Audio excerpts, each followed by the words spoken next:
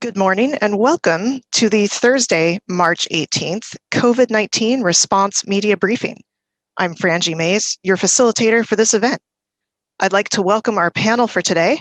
From the Washington State Department of Health, we have Dr. Umair A. Shah, Secretary of Health, Lacey Fehrenbach, Deputy Secretary for the COVID-19 Response, Michelle Roberts, Acting Assistant Secretary for the Division of Prevention and Community Health, and Dr. Scott Lindquist, Acting State Health Officer. I would also like to welcome Abigail Echohawk, Executive Vice President with the Seattle Indian Health Board. To begin today's briefing, we'll open with remarks from Secretary Umair Shah.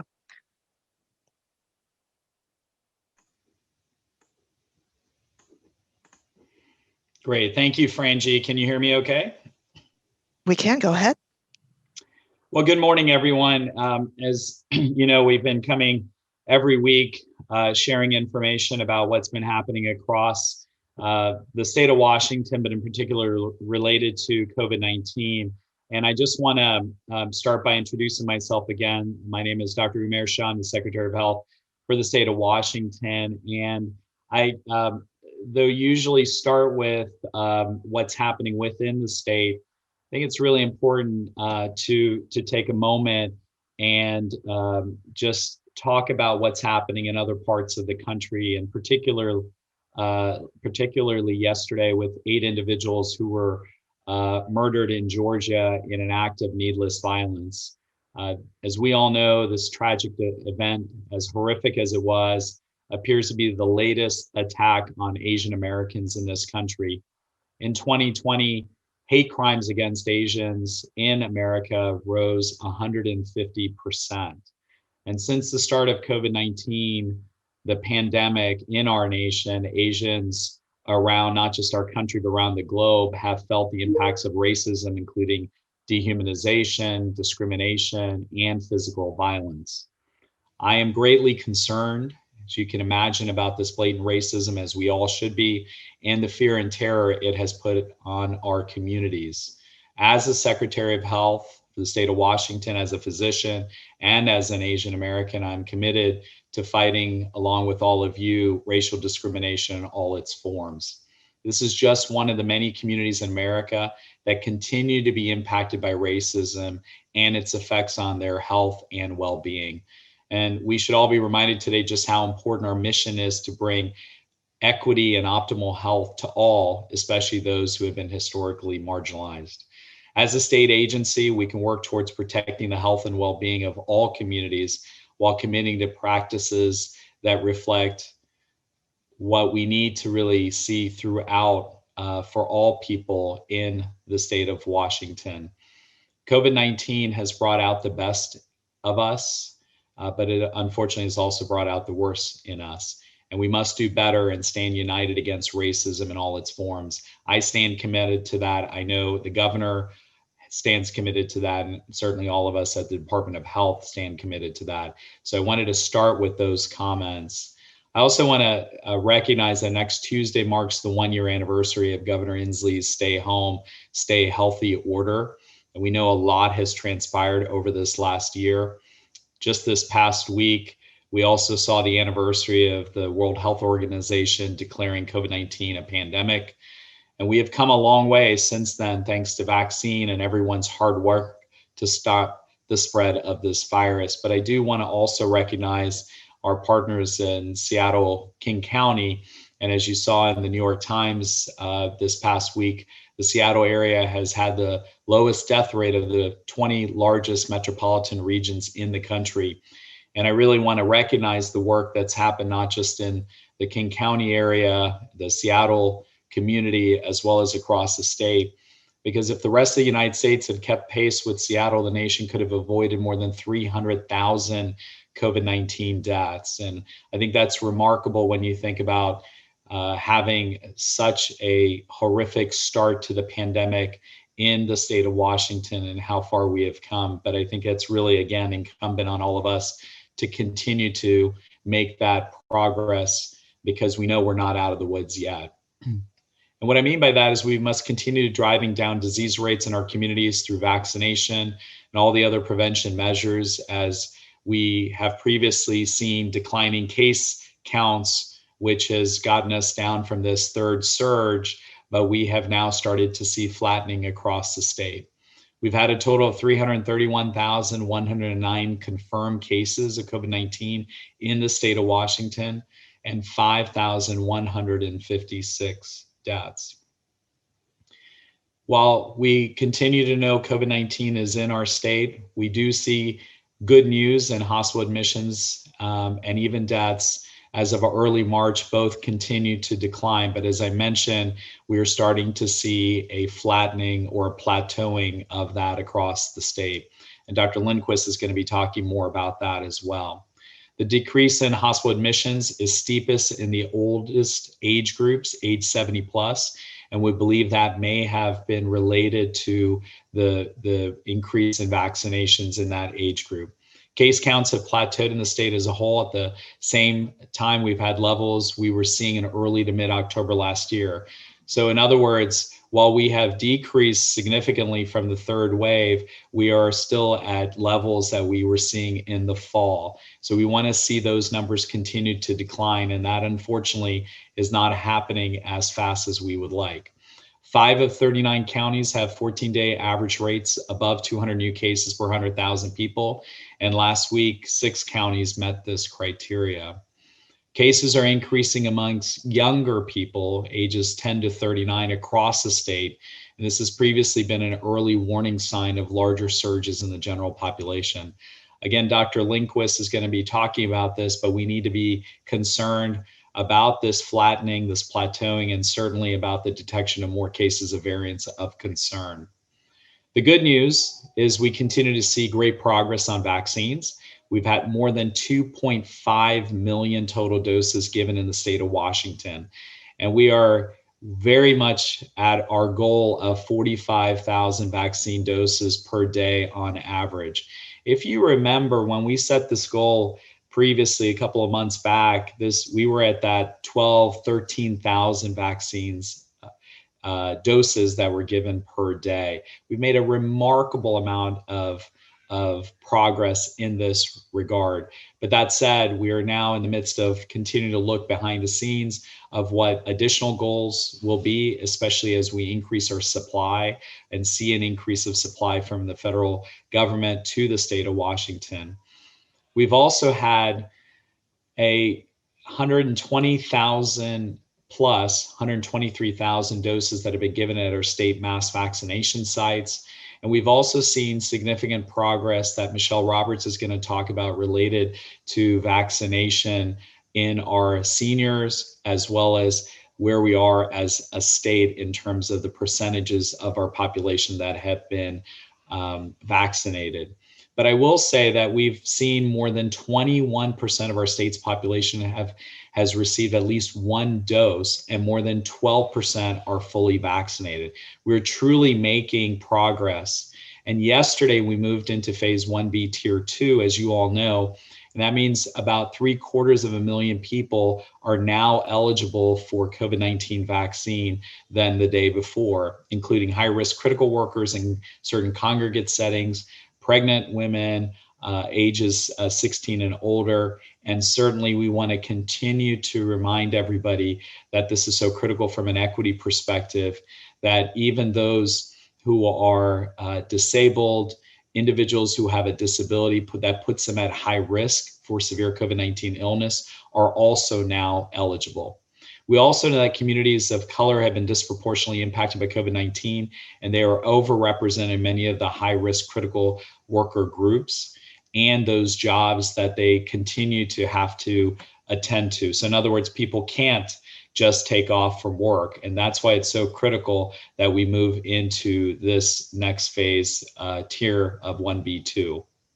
If I could show the slide that you guys have, I'd like to talk a little bit about a few things related to COVID-19 vaccination efforts. As I've described before, that there is a real three-legged stool of vaccine rollout in the state of Washington. And as you all know, every stool that has 3 legs has to be strong in all 3 of those legs. And that includes, in this case, the supply side, the logistics side, and the demand side. The forefront leg of the stool is always going to be changing and evolving. Right now, what we've had is the stool has been imbalanced because of supply constraints of vaccine. What we are looking at is in the next several weeks that our federal government partners have told us that the supply is going to be increasing significantly. And the second piece of the stool is the leg is the logistics. And we want to continue to make sure the logistics are strong and nimble and able to handle the increase in supply that's coming in. And then the final leg of that stool is demand.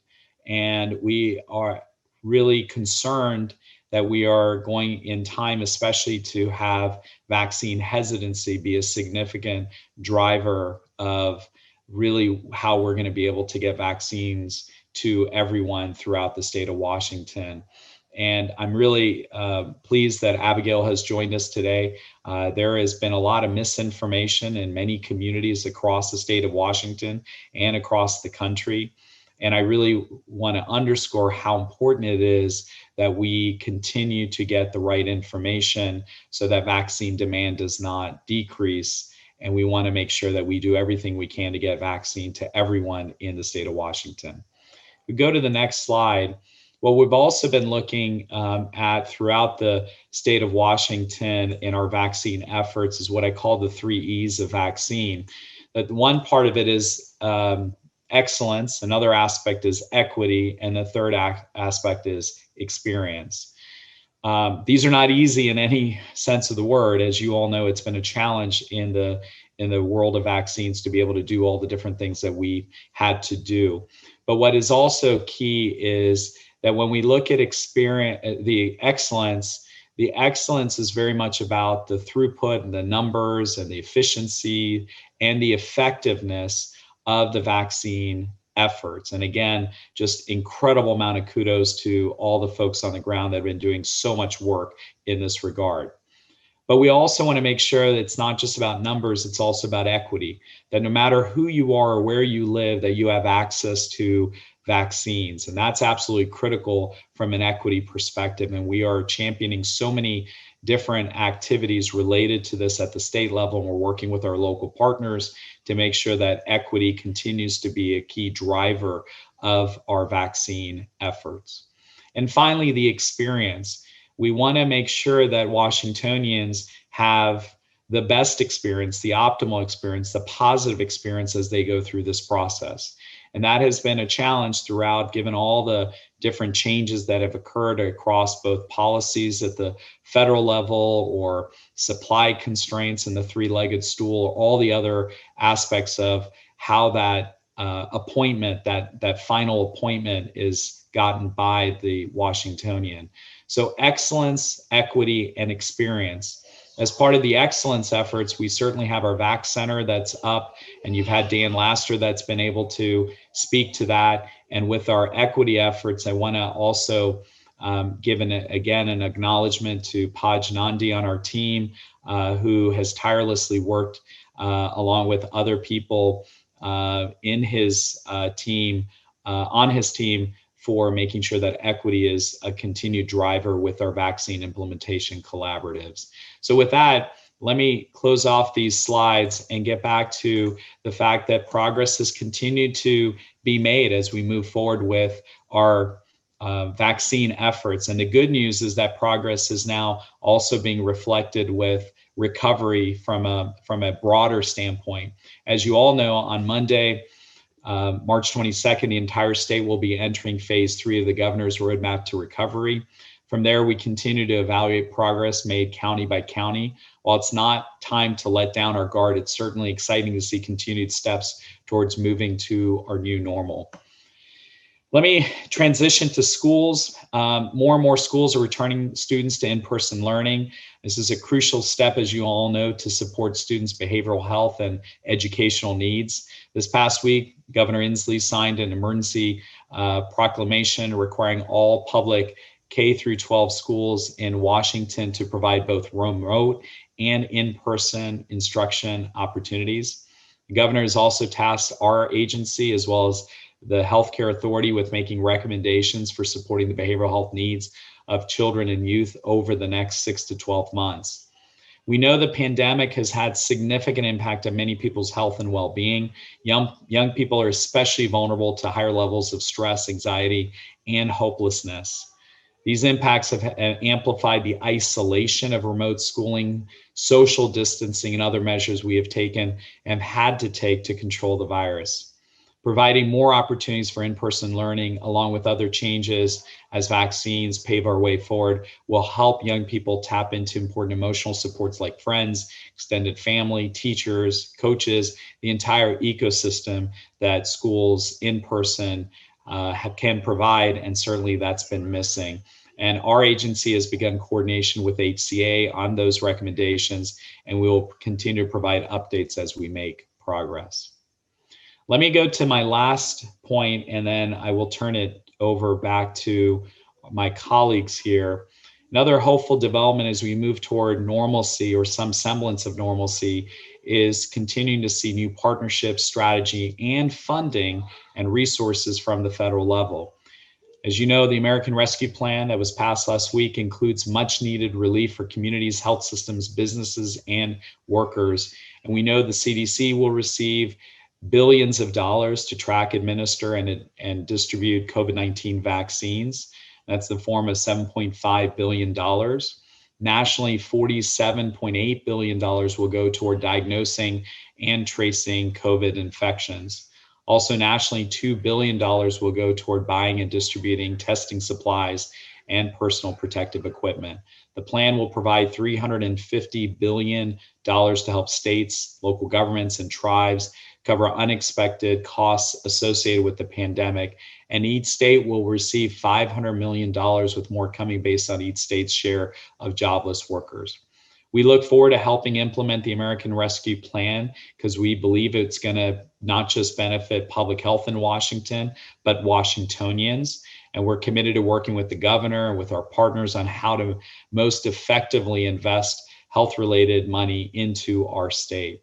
The Office of Financial Management at the state will work with state agencies such as ours on how and when the money coming to Washington will be distributed.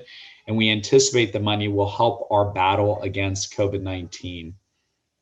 Our battle against COVID-19 really has to continue to echo all of us being in this together. We must champion equity. We must champion working with all of our providers and a variety of partners, including our tribal vaccine partners. I'm so honored today to have Arielle Dreher, the Executive Vice President of the Seattle Indian Health Board, who's joining our briefing today. She's going to provide perspectives on what's been happening in our tribal vaccine efforts. And I also want to recognize just her leadership throughout this pandemic as well. I also want to recognize Dr. Lindquist is going to provide some additional data. Michelle Roberts is going to be providing additional vaccine information. And we have Lacey Fehrenbach here for additional questions and answers. And with that, Frangie, I'll turn it back over to you. Thank you, Secretary Shaw. Next, we'll go to Executive Arielle Dreher.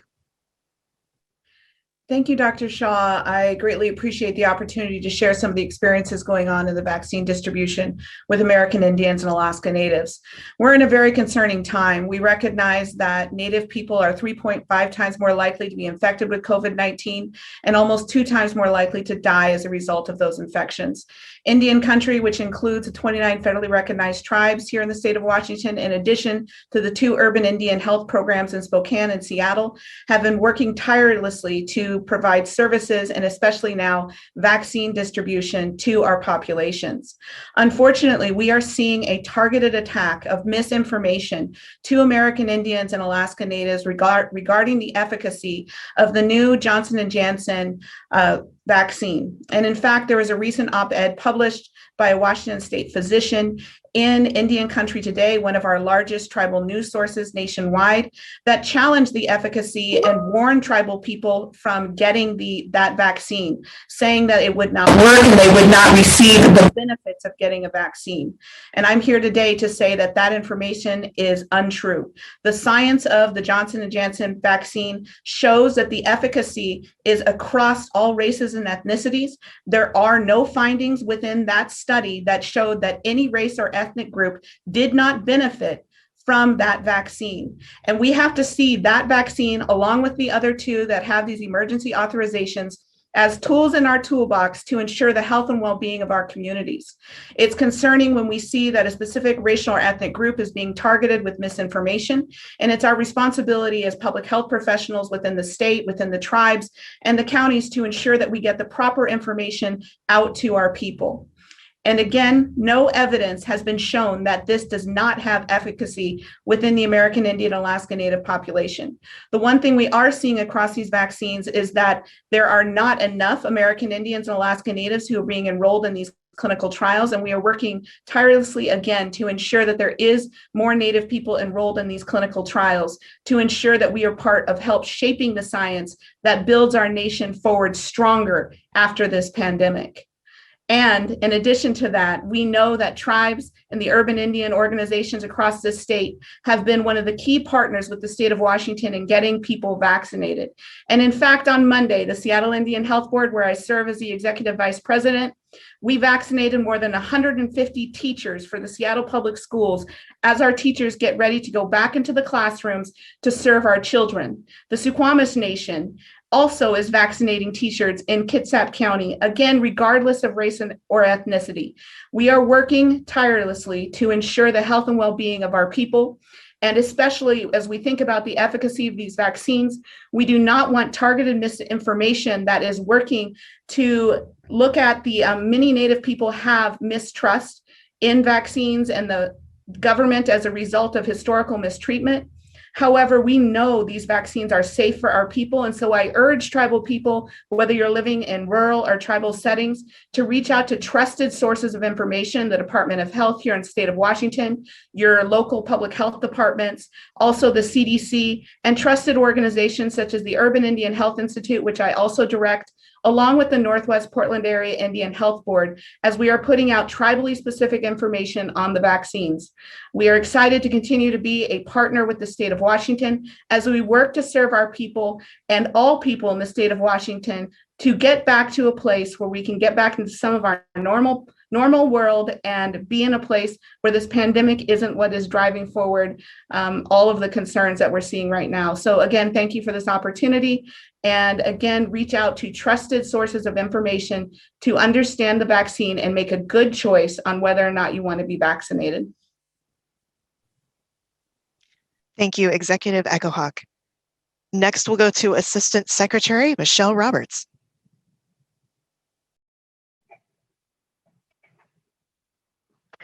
Good morning, everybody. I'm Michelle Roberts, and I lead the COVID-19 vaccine planning and distribution team for the Department of Health. I'm so thankful that Abigail was able to join us today and talk about some of the amazing success we've had in partnership with the tribes and our urban Indian health centers as they have helped vaccinate both their own members, but also be an important place for community vaccination as well. As I've said many times before, vaccine is the best tool we have to stop the spread of COVID-19.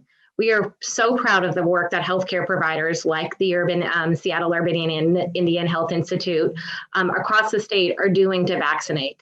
The latest data show that about 2.5 million doses of vaccine have been given in Washington.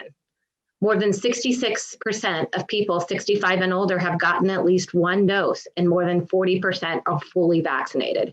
That's incredible progress. Those older adults in our communities have some of the highest risk of severe outcomes for COVID disease. And I'm so thankful we're making progress to keep them protected. This week, we took another big step forward, moving into phase 1B2 and opening up eligibility to about 740,000 more people across the state. This is the next group of our essential workers at highest risk. We know there are many other workers and other people at high risk because of underlying conditions that are still waiting their turn to be vaccinated. We are hopeful that with anticipated increasing supply over the next month, we can get to these next groups quickly. It is important also that people who get a 2-dose vaccine, like the Pfizer and Moderna vaccines, complete the series as close to the recommended time interval as they can.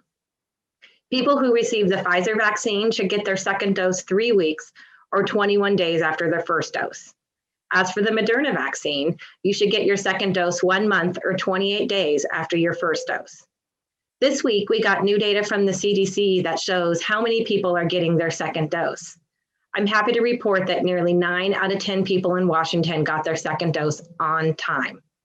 But about 9% of people were still within the allowable window when the report ended. And a little bit more than 3% did not get their second dose. Our statistics, these statistics are very similar to the ones we're seeing across the nation, but we know there's room for improvement. DOH is working with partners across the state to figure out why some people aren't getting their second dose and to encourage people to go ahead and make sure their appointment is made and get in there for your second dose appointment. We encourage providers and to make sure second dose appointments are made when people are getting their first shot. If an appointment is canceled, please make sure that it gets rescheduled. And providers, please help us in continuing to send reminders to people when they're due back for their second dose. We really want to make sure everybody has the best protection possible for these vaccines. And for the Pfizer and Moderna vaccines, that is getting both doses. It's important we all work together to achieve this goal and ensure everyone who receives a COVID-19 vaccine completes the series on time. Looking ahead, we're hearing good news from the federal government about vaccine supply. Right now, our 3-week forecast is pretty steady. We expect to receive about 345,000 doses of vaccine each week now through early April.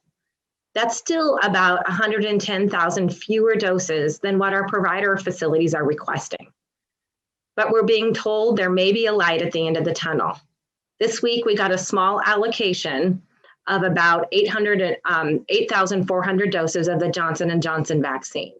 These doses were ordered and will be sent to counties where allocations were a bit lower to ensure that each county receives their proportional share of vaccine to match their eligible population. On top of that, April looks promising. The federal government says that next month, 30 million doses of vaccine will be available each week across the nation. Breaking that down, that means about 600,000 doses of COVID-19 vaccine should be coming here to Washington State each week in April. These doses will be divided through our weekly state allocation and through the federal options, like the federal retail pharmacy program. Before I close, I want to send a sincere thank you to our community, our partners, and our staff. Because of you, more than 2.5 million doses of COVID-19 vaccine have been administered across the state. Every single person who gets vaccinated and completes the series is helping us move one step closer to ending this pandemic. Thank you. Thank you, Assistant Secretary Roberts. Next, we'll go to Acting State Health Officer Scott Lindquist. Thank you, Frangie. First of all, I want to make sure I honor Miss Echohawk. A large portion of my career in public health has been dedicated to Alaska Native Americans, and I think it's quite an honor to have Abigail here talking to us. And thank you, Abigail. Appreciate it.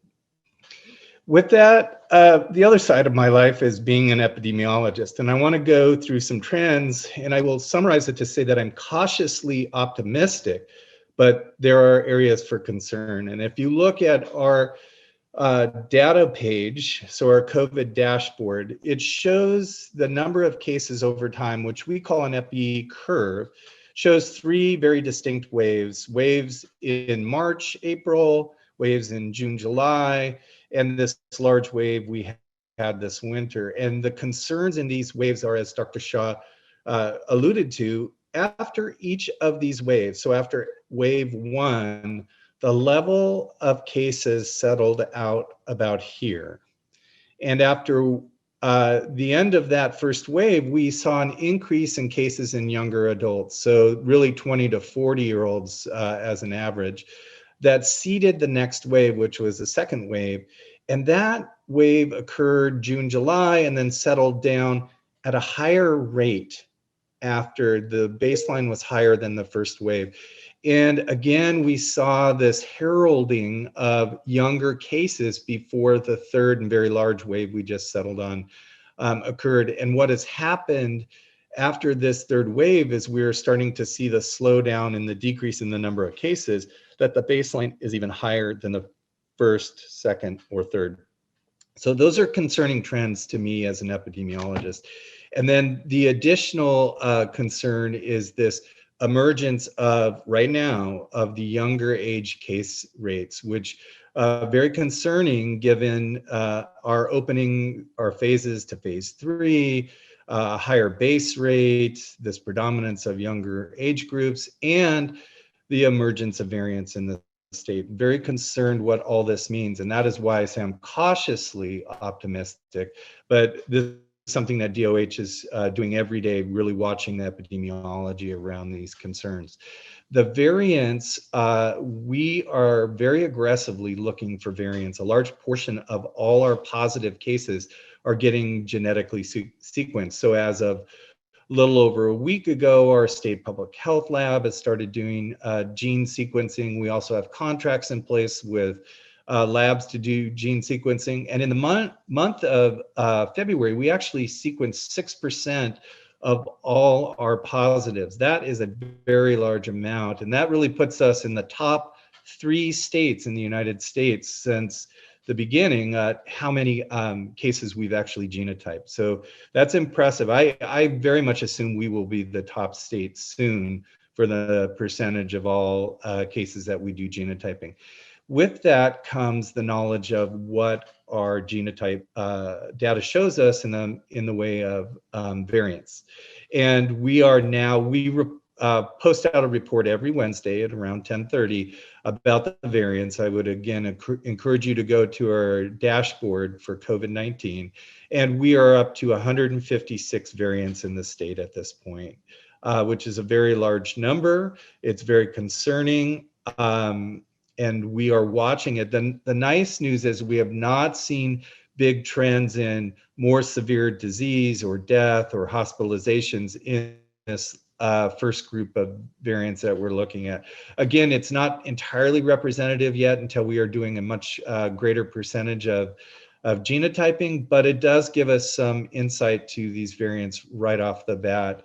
And the CDC really looks at 3 variants very closely. They call these variants of concern. Those are the ones that I just said. We have 156 of those in the state, and they've added 5 additional variants of interest that our group is going through to see how many cases we actually have of those variants of interest. We have on first blush noted that we have seen all of these variants of interest, but the true impact we won't know until next week's report.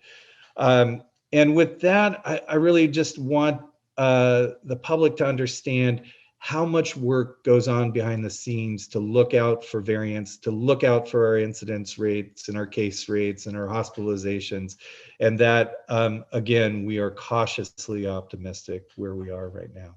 But it is not time to let down your guard. It is a time to get vaccinated. It is a time to continue to wear masks, to space yourself 6 feet, and also wash your hands. So with that, I'll turn it back to you, Frangie. Thank you, Dr. Lindquist. This brings us to the Q&A segment of today's briefing. We do have several media with questions today. If we're not able to get to your question, please reach out to us at doh-pio@doh.wa.gov. Our first question comes from Steve McCarron with Como. Hi there. Thanks very much for the question. I know that we've talked quite a bit about the concerns about the flattening or the plateauing of what we're seeing with cases right now. How big of the concern, and we've talked about this before, but is there more of a concern about a potential 4th wave? And how do things like St. Patrick's Day yesterday, upcoming spring break plans, if people have those, how much does that factor into if we'll see a fourth wave or when we'll see a potential fourth wave, and when could something like that hit? Well, let me start with that, and then maybe Dr. Lindquist or Lacey would want or both want to say something as well. This pandemic has reminded us that regardless of where you are in any phase, things can always go the opposite way. And if you're making progress moving down and people aren't doing the things that we know are going to protect them from COVID-19, but also transmitting to others, meaning the 3 W's, washing hands, wearing masks, watching distance, and certainly getting tested so we know what's happening throughout the communities, and recognizing where we may need to work towards interrupting transmission, that those waves can very quickly, that some progress in a particular wave or a point in time can actually go in the opposite direction. As Dr. Lindquist and I both described, that we are making progress, and I know that Dr. Duchin talked about this as well last week during his briefing at King County, that we continue to be very concerned about the flattening and the plateauing. But when you have then activities that go on top of that, whether it's St. Patrick's Day or spring break or people going on trips, again, if they take those trips and they do the kinds of things that they need to do in order to protect themselves, that's one thing. But if they aren't doing those things and you essentially say, well, the pandemic is over, then that's exactly when you start to get into trouble. Obviously, it's a race against time with vaccines, which is what we're all doing, is to get vaccines out. We made an incredible amount of progress. We have a lot more work to do.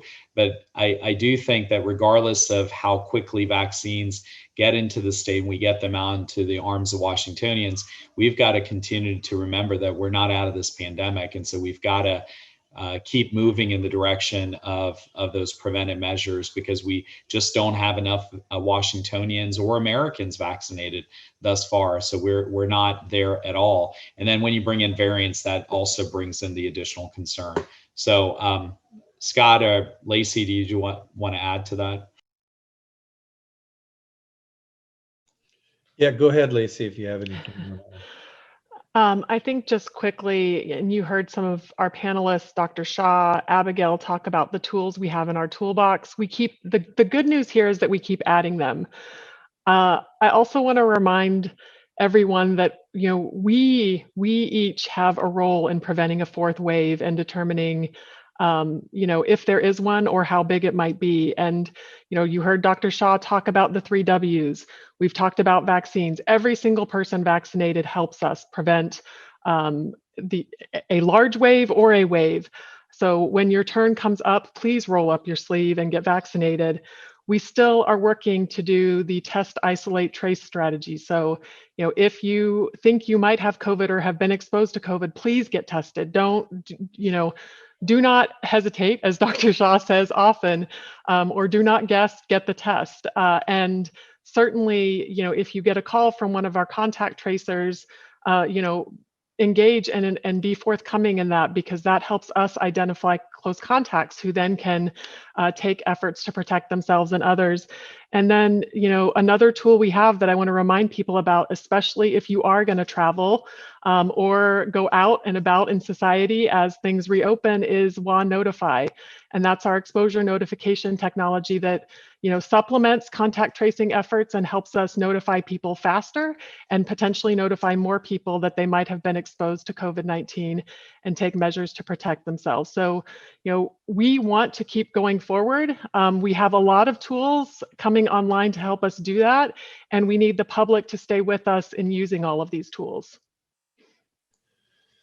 And the only thing I'll add to this, first of all, I want to make the observation that this is the first time in a press briefing in a long time that it hasn't been a vaccine question leading this off, that we're talking about FBI. But I do want to reiterate, we are not seeing a fourth wave right now.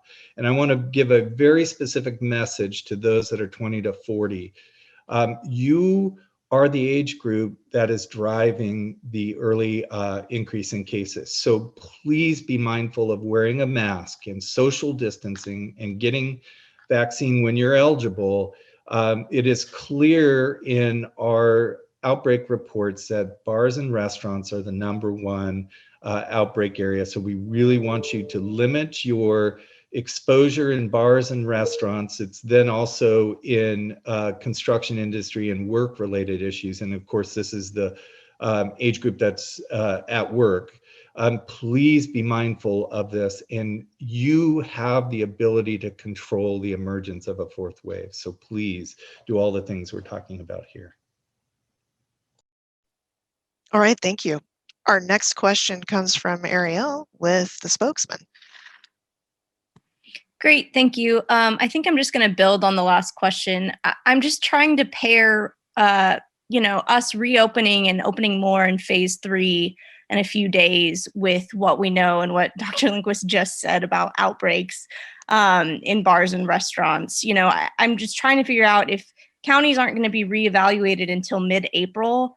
Is that not going to be too late, especially in counties where we're already seeing increases in cases in young people? So let me start with that, and Dr. Lindquist or Lacey may want to add to it. I would say I don't think so, and the reason I'm saying that is that we have made an incredible amount of progress, and we have seen declines, and we have been working together, and we have been seeing our communities come together and doing the things that need to be done in order to move forward. At some point, we do need to reopen, and we do need to do that carefully and methodically, and that's what we've really championed at the state and throughout the state of Washington. And if you look at states across the country, we have been very careful on that roadmap to recovery. And you have seen in many states across the country where states have gone very fast and reopened fully. And I will tell you that that is not the case in the state of Washington. So while we are cautious, absolutely, while we are concerned about potential for movement in the wrong direction, we're also watching it. And we're also monitoring the data. We're also recognizing that if things change, we can always move back. In fact, we can move back quicker if we need to. So there are some things that are very much in place that we want to make sure that we are doing everything we can to move forward, but also recognizing that if the data do not show that we can continue to move forward, then we are absolutely ready to be able to take decisive action. Scott or Lacey? Yeah, I mean, the only thing I'll add to that, Arielle, it's a great question. It's the concern that all of us on this panel worry about every day, but we monitor this data daily. Just because we're talking about looking at it in April and reassessing doesn't mean that we aren't looking at it every day. So rest assured, this is one of the last things I think about when I go to bed at night, and one of the first things I think about in the morning when I wake up. And I spend my day really answering these questions that you pose, which I think are great questions and great concerns, but it's on all of our minds. And just quickly, a reminder that we're very concerned about cases. That's an early indicator and tells us trajectory of disease and burden of disease, but we're looking at other data points, including our hospital admissions, and deaths, and both of those are continuing to decline, largely in part to the vaccination of the most vulnerable and the people at greatest risk for severe disease in our state. And then just, for clarity and to put a point on Dr. Shah and Dr. Lindquist's notes, we have the authority, the secretary has the authority, and local health officers have the authority to move a county or the state back if we need to, because we see concerning trends. So that exists in the system above and beyond the metrics being evaluated every 3 weeks.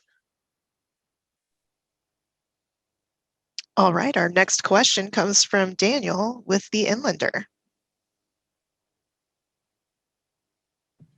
Yeah, so there's been a lot of praise, obviously, for Washington State keeping its death rate so low with COVID. But we've also seen that, we have Oregon, Washington, Utah, and Idaho are all among the dozen states with the lowest death rates. I guess I'm sort of wondering if there's something about the Pacific Northwest in particular that has allowed our death rates for COVID to be so comparatively low. Yeah, that's a great question, and I'll tell you, coming from Texas, that was one of the reasons that I came to the state of Washington, because I thought it would be a very good place to make sure to continue in the right direction. But that's part of the answer. The answer is we don't fully know if there's anything different in certain states than others, but I think policies matter and leadership matters. And when you follow public health, that matters. And so there are some very important considerations when we look at what's happening in a state like Washington. Obviously, we can't speak to what's happening in other states fully because there are different nuances in every state, and every state has approached this differently. And I think that's been the real challenge of 2020 was that all the policies, there was really not a unified strategy across the country. And unfortunately, the pandemic is already a year in as we start to look at what could that have been if we had a unified national strategy. We don't. And so there are a few nuances, and I know Dr. Lindquist may be able to add to this, that there is a recognition that when you are, for example, more outdoors, there is an opportunity to not be as close in contact with other people. When you have systems that are really making sure public health and healthcare are working together, when you're monitoring data and really mining that data in Washington in particular, I've been so impressed by just the incredible, even in times of uncertainty, because data have not been easy to come by during this pandemic. And I've said that data have moved slower than the disease. The fact that we've been continuing to monitor that data, I think, is also another piece of this. When you're also in, and again, not necessarily this is anecdotal, but when you're in warmer environments, it is harder also sometimes to wear a mask. And people in in some of the southern environments where it's hot, and in the summer it was particularly hot and humid in certain areas. Wearing a mask became even more difficult, not just because of all the other reasons, but just because of the fact that it was more challenging to do so in warmer climates. All of those add up to what we have, which is success. But that said, it's success that we have to continue to build upon. So Scott, I don't know if you want to add to that with some nuances, because obviously I'm coming new, so I can only give you the last 3 months of perspective. I'd love to say it's because of the mountains and other aspects of, but I don't think that has anything to do with it.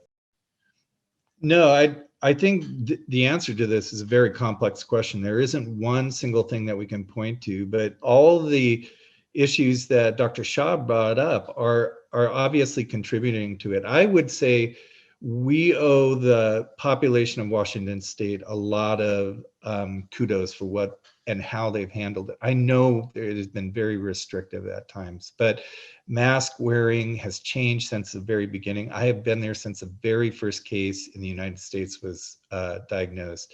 And I have seen Washington from east to west adopt mask wearing and social distancing and a lot of these community interventions that we may not have liked, and it has really been a strain on our economics, but Washington has really gone behind this. And the other issue that I would point out is all these states talk to each other. We all communicate with each other about what works and doesn't work. So it's a multifactorial answer to this, but in the top of my head is the citizens of Washington State really deserve some credit for this.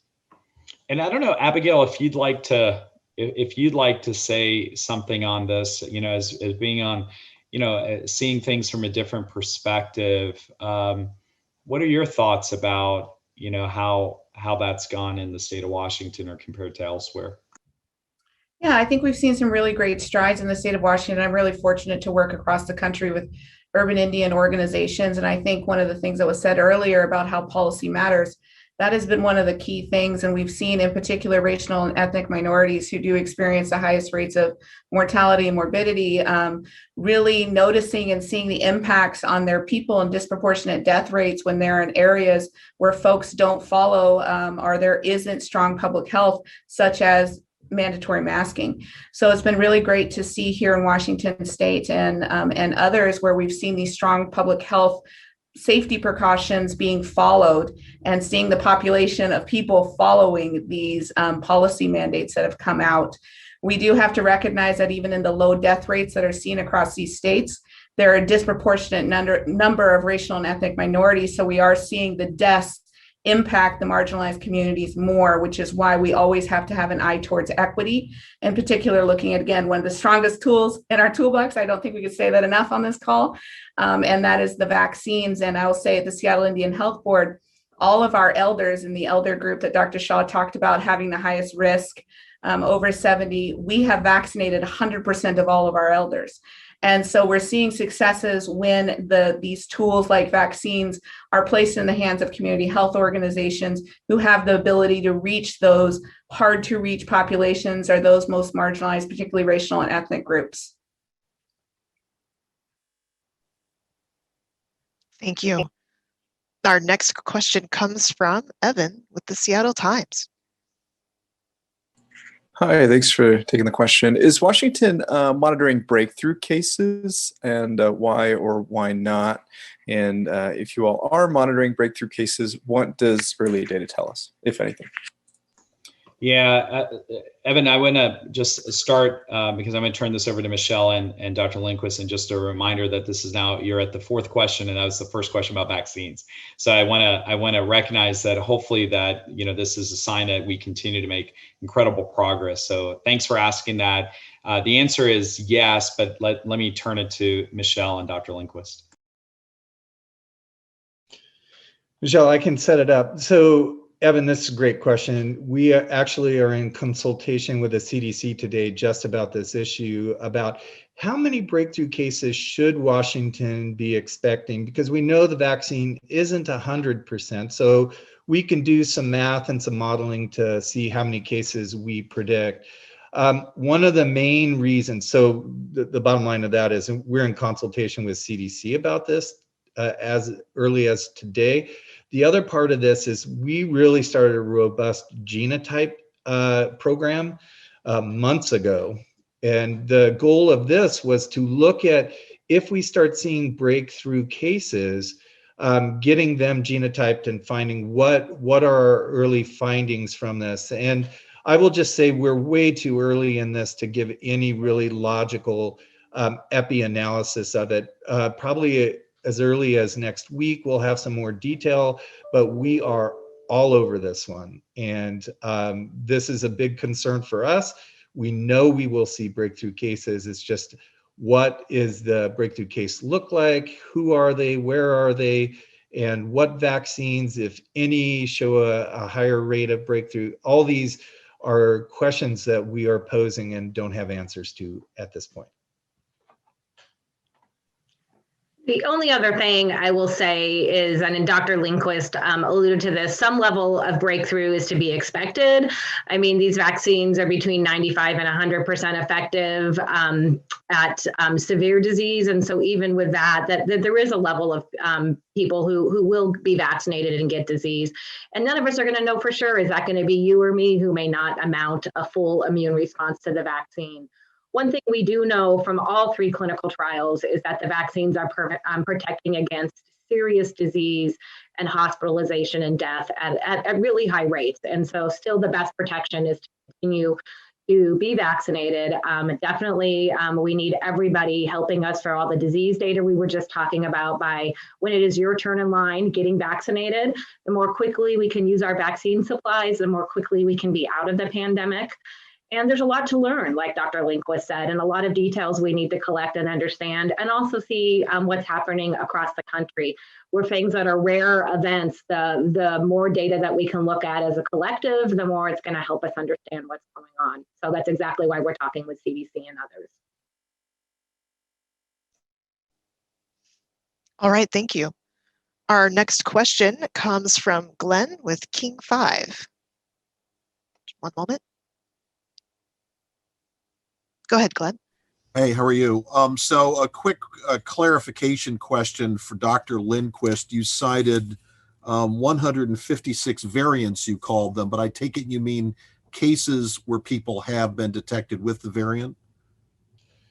Yeah, correct. So there are these variants of concern that the CDC lists. It's the South African variant, the South American variant, and the UK variant. Those are the 156 that we've detected. Now, again, your detection is only as good as how many people you're actually doing the genotyping on. It's very labor intensive. It's very specialized care. But like I said, our public health lab has now started doing genotyping.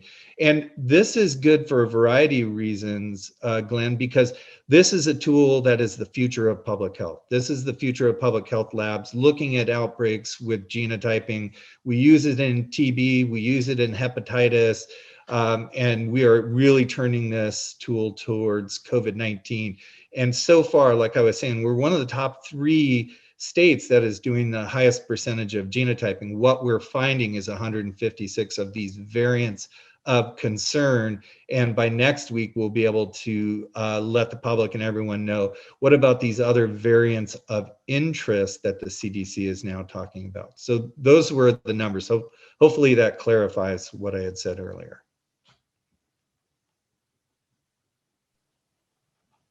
All right, well, this concludes the question and answer segment of our briefing.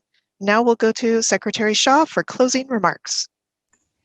Well, I want to just close very briefly by, again, gratitude to Abigail for joining us today, and just the incredible amount of actually the power in how you articulated the messages today. And I just want to thank you for your leadership, and also for your continued voice of what is happening in not just in tribal nations, but also across the state of Washington and beyond. So thank you, Abigail, for joining us today.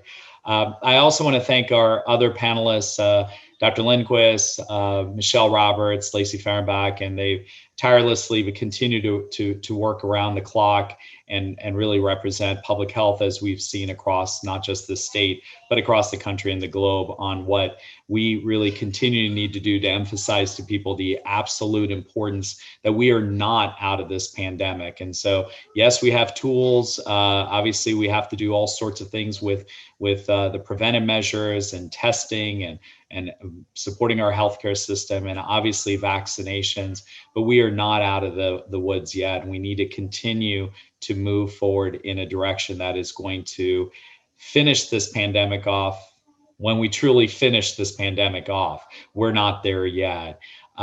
We do have concerns about the data related to the plateauing. We do have concerns about variants, and we do have concerns at the end of the day about the fact that vaccine supply continued to remain constrained in the state of Washington. We're doing everything we can to work with our federal partners, and we recognize that that is going to mean that we are going to get vaccines into our state sooner than later, more so. But I do want to recognize that three-legged stool about supply, certainly the logistics and administration aspect, and finally demand, really means that our attention is now also shifting, not just to supply concerns, which remain, but also to vaccine hesitancy. And we want to do everything we can to champion messages, again, of do not hesitate, don't hesitate, vaccinate. I think that is absolutely critical. And I know that Abigail really articulated that so nicely today. So with that, I just want to say thank you to all of you, and joining Dr. Lindquist's comment that the real reason that Washington has been successful has been our communities and our people. And they've been doing, and you've been doing, and everybody has been doing everything that they can do to help fight this pandemic. And again, hashtag in it together. We are in this together. So with that, thank you so much, and really appreciate this. And we'll pick it back up next week. And Frangie, we'll turn it to you. Thank you, Dr. Shah. Well, this concludes today's media availability. I'd like to thank our panelists for their time today, and TBW for hosting today's live stream and archives of past briefings. Thank you all, and take care.